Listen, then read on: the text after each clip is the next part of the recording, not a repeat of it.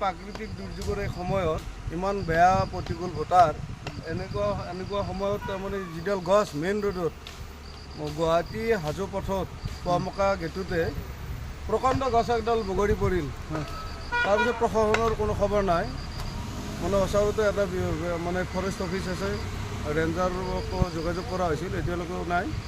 তাৰপিছত আমাৰ হাজো থানাৰ প্ৰতিটো মানুহে মানে থানাৰ প্ৰতিটো ষ্টাফ আহিয়ে এই গাছ কাটি গাছৰ এই যিখিনি দেখিছে আপোনালোকে এই টুকুৰাটো হাজো থানাৰ নেতৃত্বতহে তাৰমানে কাষৰ কৰা হ'ল যদিও এতিয়ালৈকে কিন্তু ৰাস্তাটো আমি ক্লিয়াৰ কৰিব পৰা নাই। মানে ফৰেষ্টৰ লোক অহা নাছিল নেকি? নাই, কোনো নাই, ফৰেষ্টৰ কোনো নাই। এইমাত্ৰ আহিছে তেওঁলোকে। মানে স্থানীয় ৰাইজে থানাৰ সহযোগ কাটিলে।